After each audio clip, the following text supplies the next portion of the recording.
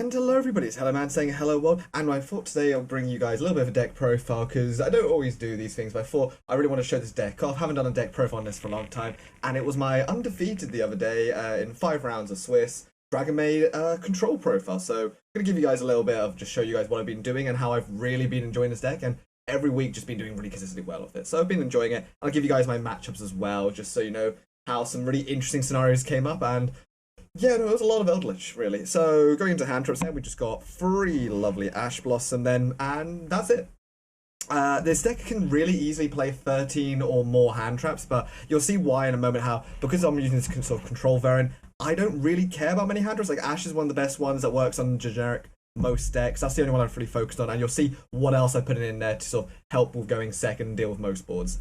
As for the monsters, of course, we got, in terms of Dragonmaids, we've got all the best ones. We've got 3 Parlor, 1 Nurse, 3 Chamber, Kitchen's also there for some reason as well. Like, these are the sort of ratios I've been going with for some time right now, and for the longest time, actually, I wasn't playing the Kitchen, because, you know, I don't really enjoy her too much. See, of all the others at least can sort of guarantee you to get somewhere like a Spheres, whereas Kitchen doesn't tend to, but with the cards I've recently been adding in terms of the bigger Dragonmaids, I've actually been enjoying Kitchen a lot more, and also just helps you dump cards and search cards, because within the control variant, you just really want to make sure you see a normal summonable monster, because if you do, you can probably make a board which is pretty decent at the end of it.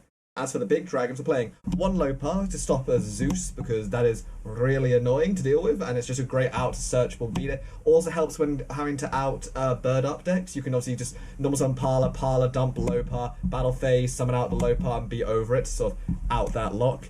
And the things that I'm actually recently changed into was 2 copies of Ernest. And the thing I really like about Ernest, and it's why I've increased it to 2 copies, like I was toying around the idea of a Tinkek because it technically can out Dragoon, but it would just never come up. Adding it back into hand would only ever be live during your opponent's turn. So what I decided to do is I decided to actually increase the copies of Ernest, because what Ernest can obviously do as a quick effect is to discard itself and then special summon another level 4 or lower Dragonmaid, so any of your normal summonable Dragonmaids, from your hand. So what I would always do then, if I have Ernest and a normal summonable Dragonmaid, is you can dump it during your opponent's turn when they're trying to start off combo or set up their board, or like ideally in the end phase they haven't made anything. You already start getting advantage on their turn, and that means you've already got a body on board. So if you draw another normal summonable fit target, you can link it off and summon it back. If you have like a Chamber or Parlor, it just gives you more deck thinning, more advantage on your opponent's turn. Like, this deck really just abuses your opponent's turn. Half the time it's not their turn, it's our turn.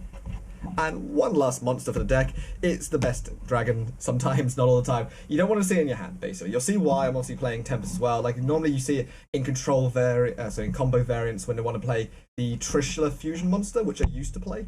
But instead, right now, I've sort of decided just to play Tempest, and you'll see why in a second when I go into my spell cards, which is the Gold Sarcophagus. The idea being here is that you use Gold Sarcophagus to banish Tempest, and Tempest effect activates when he's banished, to add a wind dragon. So either it could be low power or Parlor.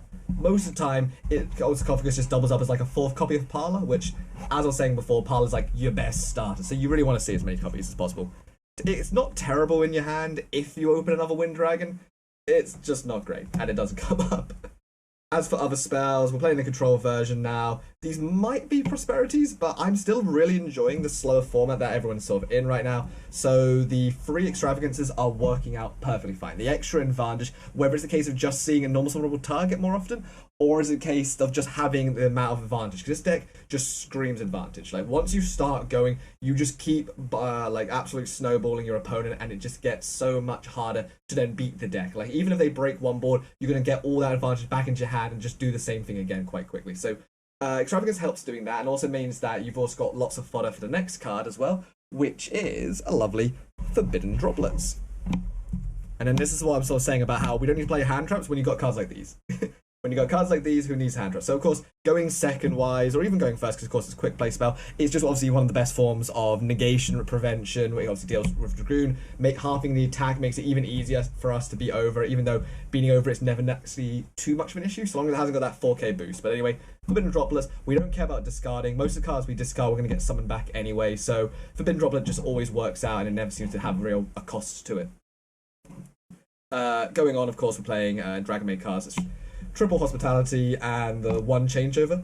Even though I'm playing a lot of Eldritch, I'm still feeling confident with the 1 changeover, but of course, it's one of these things that can easily change. Like, I can see myself playing 2 of this in the future. And of course, Hospitality, it's Monster Reborn and Foolish Burial as free, which is searchable. It's pretty good. My favorite thing, I think, from the entire summary of the weekend was me using like Hospitality or Tidying, you'll see, and everyone saying, what do you want to target to Monster Reborn, or what do you want to target? Because, of course, it can summon from hand as well, and nothing targets. Like, I think one of the few things that, like, targets is, like, Nurse or something. So few of these cards really just target. They are all very broken and very busted, very fun. And then lastly, for the spell cards, it's just the one Monster Reborn, just because advantage... It just works. It happens to work pretty well. Going on to trap cards as well, obviously, where if you wanted to play still a control version of the deck, but obviously focusing a bit more on the hand traps, you can easily like play around with these ratios and take out some and play some sort of. So we're playing the 3 Solemn Strike, 2 IDP, and 3 Paleozoic Dynamiscus. Now, so the reason why I maxed out Dynamiscus is when I was doing some playtesting, I sort of figured out by far and away that Dynamiscus was kind of the MVP almost. Like, IDPs in certain matchups doesn't come up at all. There are some matchups where, of course, it's really instrumental, a lot more combo decks. There's other ones where it just doesn't come up, whereas Dynamiscus feels like it's coming up against everything, where it's using it to potentially prevent like a Tenki if you're being really aggressive, but most of the time, I just loved using it. Anything that banishes was great, because there are cards effects I went against, which obviously affect when they're destroyed, like Eldritch cards, where it's like Cursed Eldland. Or one of the things I just kept abusing was just every single time I went against a Zodiac Eldritch, they would normal summon or use Barrage, try to summon out a monster, and every single time I would just simply, once I got to make the first XYZ, I would always then hit the first XYZ. You don't hit the first thing they summon because they're not really recurring from the graveyard that much, so instead what I was focusing on is trying to make them waste and use up all their Borbos. Of course, they're trying to go into a Zeus at the end of the day, so every time they go into a Borbo, I banish that, so it means that they're not getting anything back, and that's the same logic when I'm using Tidying as well. Like, whenever I'm using Tidying, I don't bounce the normal summon, because of course they're just going to try and summon it again. I always wait until they make the XYZ, and once you then bounce the XYZ, they're not getting anything to hand at all, so they're actually still losing advantage, whilst you then bounce something back to hand, which means you get more advantage. Solemn Strike as well, just helping you sometimes go second as well, makes it a lot better. That's why I like trap cards. Trap cards are one of those things that if you're going second and you're sitting a bunch of trap cards, it doesn't feel like you're ever behind. Because as soon as you go into their turn, your opponent's now going to deal with a bunch of removal, negations, and trap cards are out of the 3 types of spells, traps, and monsters. Traps I feel like are the hardest ones to negate. And even if they do negate it, you got Solemn Strike. So you're probably going to be fine. And of course, the last one's the best ones. The ones which you basically always just end up dumping, more or less, is the free Tidying and the downtime. I made the downtime just because the searching and adding effect, again, it's just screaming more advantage. But most of the time, of course, you're just using it to constantly annoy Eldritch and bounce back any back row. And of course, there are some like weirder matchups that you want to be prepared for. Like, you can never fully discount like a random rogue deck coming along. So just being able to like constantly harass people's back row, a constant easy out, and of course Tidying just being the Monster Reborn that it is great. One other thing I also want to address as well and point out is a lot of people don't know this, or at least are getting caught out by it, I've seen, is it's just a really straightforward combo. It's just having, when you have both Tidying and downtime on field, what you can obviously do then is that downtime has to return the monster that you target, your Dragonmaid, to the hand, whereas Tidying doesn't. Tidying is the one that you can basically exploit, whereas Tidying you can use alongside of Forbidden Droplets. So you do Chainlink 1 Tidying, target your monster, one of their mods, and then you do Chainlink 2, you then chain Forbidden Droplets to it, send you the monster that you targeted, and Tidying, when it resolves, will still resolve as much as it can, which is returning them, based on the phrasing. So it will still return your opponent's monster, and then you've also got, let's say, a Forbidden Droplets off of it. Or when used together, what you can do is Chainlink 1 Tidying, Chainlink 2 Downtime. So then Downtime will then return the card as they has to do, bounce a spell or trap or add a card, and then Tidying still resolves. You basically get 2 returns for the price of 1, basically. So it's just like a little niche interaction. So do be aware though, but of course, Tidying can also catch you out, because of course, if your opponent returns their monster or removes their monster before resolution, then you will still be returning yours and not getting anything from it as much. So just do be aware of that card sticking out there. As for Extract, of course we're playing Extravagant, so a lot of these things are just at free pretty much, but there are some also other interesting options that I've decided to play, which is questionable, even I think are questionable. So in terms of Dragonmaid ones, we're obviously playing free YuGiOh, and surprisingly 2 house. Now you'll see why I'm playing 2 house in a moment, though I'm probably going to change this for the next event. So the reason obviously YuGiOh, you know, is obvious. YuGiOh, great best Omni Negate. Everyone always asks what is the cost. There is no cost. just effect. I mean, of course, you end up like getting a house out of it, but it obviously no cost. You just negate anything, have the whole little totally awesome effect I always say to them, which obviously constantly getting you advantage. Ideally, what I always try to do is that if I know I can definitely make YuGiOh on turn 1, which you're not always guaranteed to do in this deck, but that doesn't matter. You're getting advantage regardless of how you'll see my next card. But if you know you're guaranteed to make YuGiOh turn 1, what I always try to do is I always try to dump Nurse into the graveyard. So like one time I'd like say normal summon Parlor and then Parlor dump Nurse, which normally you want to be dumping Tidying, trying to get more advantage or change if you didn't already have it. But like I said, if you know you can get into the YuGiOh, dumping the Nurse is what you ideally want to do, because then from already your opponent's first turn, you can get it, someone's back the other card you used. You're just trying to get that board presence constantly on field, give your opponent as many problem cards to deal with, and just build up on that. Going for the next thing, the thing I summoned the most over the event, just keep coming out. Honestly, I think it's one of my favorite cards because it's just insane and fun. It's free spheres. Have to play them. Have to. Just always. It's so amazing. Best part of removal by far and away. There'll be more times where I was like looking at my extra deck, hoping I had another copy of this really just to go into, because it's super easy to go into it. 2 dragon monsters. We've got lots of easy ways to get dragon monsters into graveyard, like Striker Dragon and the Imduk. The Imduk, of course, is for the Paleozoic trap. So it comes up, surprisingly, it comes up. Obviously, you're playing Extravagance, it will banish it most of the time, but you're never noticing it really. But it's just nice to have it there, and of course, I could potentially increase the amount of quantities. The thing I really like though is spheres, honestly, the entire day, every single time. Spheres, what are you going to target to return? It doesn't target. But also, great interactions you can also do, which I managed to do as well, which is lovely, is that if you, let's say you've done YuGiOh, classic board is you've got YuGiOh out, YuGiOh summons back Parlor's then dumping Tidying. Now your opponent is pretty good. You've got the spheres, you've got the YuGiOh, Tidying's now in grave. Your opponent's pretty good. They've got a Dark Ruler no more you. Now that sucks, except it doesn't, because what you can also do in Dark Ruler no more, play around this deck easily, or Forbidden Droplets, you can either do spheres, tribute itself, it won't get the return, and then but you still get something from deck, so you can still get advantage from deck. But one of the things I prefer to do is spheres effect, you tribute the YuGiOh, and then you do Tidying from the graveyard, summon back the YuGiOh, and it's now no longer affected by Dark Ruler or Forbidden Droplets, so now you still got an Omni to get on field. So it's a really simple thing, but it just like catches so many people off guard. So like things like Kaiju, so playing against like a guy who's just main decking a go second banish decks and just tons and tons of like Kaijus in there. They just never want to Kaiju spheres. They know as soon as they do, you're still getting advantage. Like it doesn't do anything to you. People who obviously Kaiju YuGiOh, same thing. Like, or they Lightning Storm it for some mad reason. Like you don't care because you're just going to summon it back through Tidying. This is why you always want to set up the Tidying engraven so that you can then let the YuGiOh die almost and then just summon it back straight afterwards. So people like will try and bait your negate, they're aware of it and everything like that, but then you just catch them off guard by just saying, okay, I'll take the L and then just summon it right back again.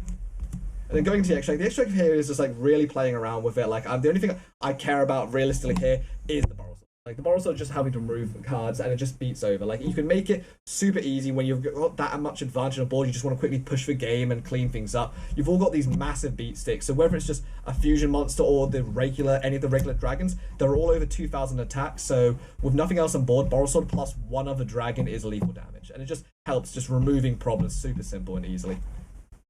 Other than that, we've just got one Nightmare Unicorn, the 2 Super Poly targets, which are up for debate, and the one questionable choice, because I just really don't like dealing with Dogmatica, I've just had like weird matchups whenever I seem to play against them, is the Attic Nista. So again, the Attic Nista is just here for the Dogmatica. I liked, when I'm ever playing against Maximus, I like to be able to send something that has an effect. I just want to be able to get something from it, a little bit of the, hey, if you're going to try and get too much advantage, to get too greedy with an Entis, I've got something in response. Also, we've got the Drake's Appelia because I love Outing Dragoon with it, but not to mention because you're playing stupid cards anyway, or stupid amazing cards. Like, not only does Super Poly work for just going into, like, so Outing Dragoon or just generic at removal, one thing you can also do against Dragon Link, which I just love doing, is you can Super Poly into something like YuGiOh or House, because they will control probably like a Boral Savage something, which is a level 5 or higher Dragonmaid, or Dragon Monster. So I have done that before as well, when I've like Super Polyed myself into a YuGiOh or House. So like, you, even though you're not playing the most obvious ones, you actually surprisingly have a lot of options in the deck already to out a lot of different boards. That's why I'm thinking I don't need to worry too much about more hand traps when we already just deal with a bunch of the most common issues really simply straight off the bat. You can grind happily, you can continually loop your stuff, which I'm really happy to do, and you can also put out a massive amount of damage. Like everyone always gets surprised when you tell them the stats of the monster, they do not believe it. So as for my matchups then, just wrapping up then, round 1 was against Rika. That exists. Round 2 was against Dragoon Eldritch. Was it target? Nope.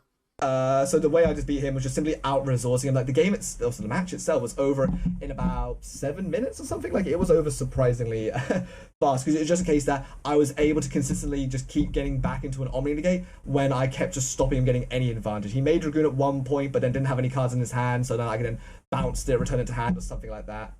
Oh yeah, and also like Ice Dragon Priz and just banishing, just getting the advantage, another ways to out Dragoon. It's just constantly just having to interfere with his graveyard, tidying as well. Just like every single time they try and establish a board, you're just returning it to the hand. You know, they're not getting any advantage while you're when you're playing.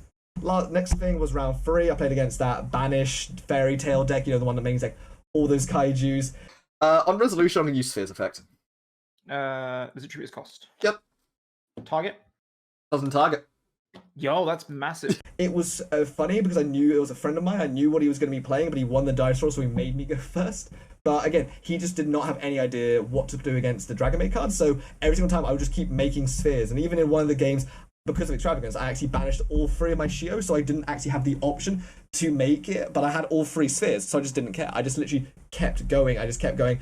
Every single time I wanted to get any advantage, or he wanted to get any advantage, I'd be outing E2 millions of spheres, getting advantage myself, and if he kaiju's me, I get more advantage. He just couldn't deal with the amount of board presence, and of course then the back row as well, whether it's Dynamiscus, whether it's all these things, it just kept stopping him from even getting to like the battle phase successfully.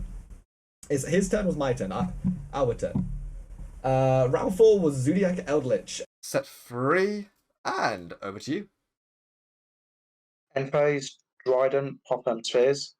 I'll chain Droplet. I'll send the tidying. Anything else in end phase? What does the spell do? The graveyard effect of hospitality, or does it have? Hospitality has no graveyard effect. Oh, right. Okay. Still in end phase. I'll go Hammy in hand. 1. Sanguine. Sure thing. Is Golden Lord. And then still in end phase. Conquest. And I'll do Cosmic Cyclone. I just kept bouncing, as I just mentioned earlier, I just kept bouncing the first Zoo XYZ they summoned. You just don't want them to get any advantage. You want them to lose out on all the ball bowers to make it as hard as possible to get into that Zeus, because if they do get into Zeus, it gets a bit more problematic. But even when he did get into Zeus at one point, I have a low par, so I just literally ditched the low par. I don't care. Just turn off your effect the entire turn. I've done that for a few things when I would like to bait out, negates, just force out things. Which is why, on top of Gold Sarcophagus being good just to like search par, so you've got a starter, you can also use it to search out the low par, which again, it just means that you've got even more problematic cards already in your main deck for people to worry about and have to deal with. Round 5 was Dragoon Zodiac Eldritch, just combining everything we've just seen earlier.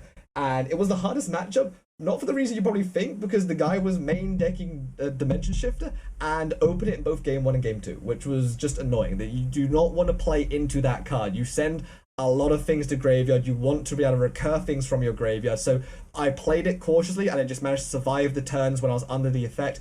And once that was gone, I was able to make sure I didn't get too far behind. So I had like enough, and that's another thing about the back row. Like if you're playing a combo version of the deck, you would be losing so many cards, and I wouldn't even be sure if you can go fully all the way there.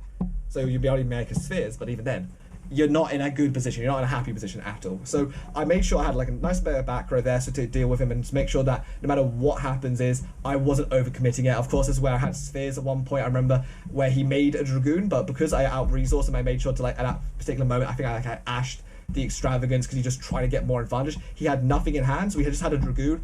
Spheres just outed it with no problem. It's just like one of these things, just keep staying on top of them. Knowing what you're doing is not the main thing about Dragonmaids, it's knowing what you're going to do next turn.